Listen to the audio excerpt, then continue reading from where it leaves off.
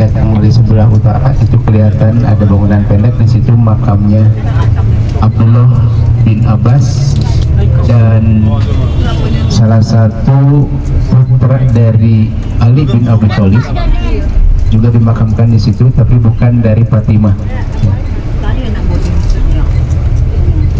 Nah, sebelah kiri ini TPU ya kalau di Indonesia, tempat pemakaman umum bagi penduduk Taif. Kita lihat ambulannya banyak sini. Dan di sini ketika di sholat fardu 5 waktu sering ada disolatkan sholat jenazah di sini. Tapi tadi kita sudah ketinggalan bermakmum dengan imam setempat. Alhamdulillah udah semuanya ya, sholat zuhur dan asar udah ya. Kita tinggal mengirim makan.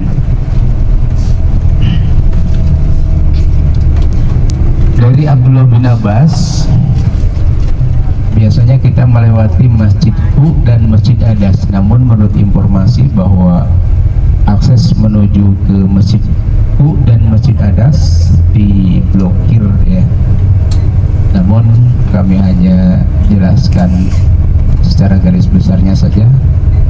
Di sekitar Masjid U dan Masjid Adas, di situ ada bukit yang lumayan cukup tinggi, lebih tinggi daripada Bukit Jabal Rahmah yang ada di Arafah. Ketika Rasul sedang nyandar berlindung di sekitar Masjid U atau sekitar Masjid Adas itu berdekatan sebenarnya. Masjid Adas di situ ada kebun anggur ya. Kemudian di setelahnya ada Masjid U ya. Dibentuk Masjid Adas karena di situ ketika Rasul dakwah selama 13 hari itu yang memeluk agama Islam hanya seorang budak dari pemilik anggur, yaitu namanya Adas, seorang Nasrani. Ketika Rasul dakwah hanya satu orang dari seorang budak yang mengucap 2 kalimat syahadat. Ketika penduduk Taif semuanya masuk Islam, kejadian Rasul dakwah ke Taif itu yang mengikuti ajarannya adalah seorang budak, kemudian ditandai dengan membangun masjid namanya Masjid Adas. Dan masjid itu ya, ketika Rasul kecapean dikejar-kejar oleh penduduk Bani Sakifah, nyandar di sebuah batu, dan sedang nyandar ada didatangi 2 malaikat penjaga gunung menawarkan minta izin kepada Rasulullah, wahai kekasihnya Allah, izinkan kami untuk mencabut 2 gunung yang cukup besar, akan kami timpakan kepada penduduk Bani Sakifah karena sangat kurang ajar, sangat kelewatan. Dakwah Rasul untuk menyebarkan agama yang hak ya, bukan mengikuti malah ditolak. Mending kalau ditolaknya hanya sebatas penolakan, ini malah diburu layaknya seperti binatang buruan. Sehingga Zaid bin Harithah melindungi Rasul dari lemparan penduduk Bani Sakifah itu sampai berdarah-darah ya, sampai berdarah-darah bercucuran.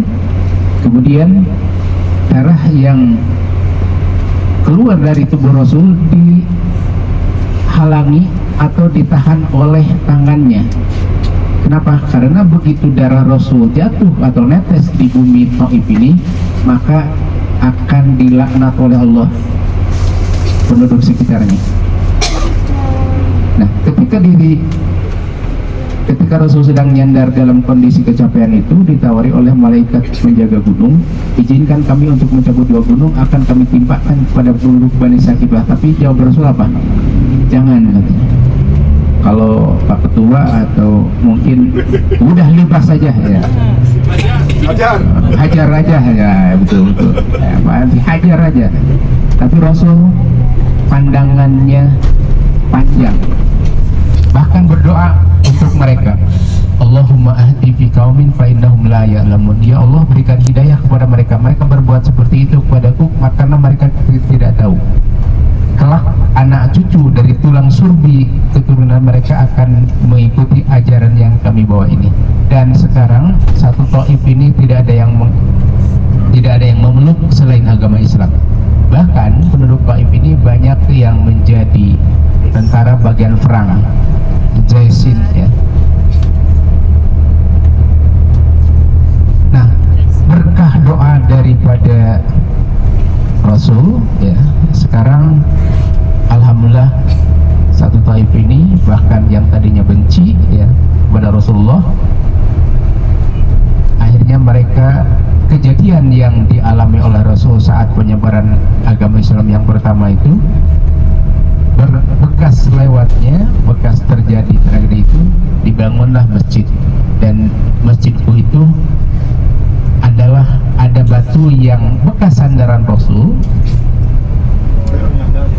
Awalnya keras ketika Rasul nyandar di situ, tapi tahu bahwa batu itu yang nyandar kepada dirinya itu adalah kekasihnya Allah. Kemudian dengan pas bangunnya ada bekas tapaknya sikunya itu.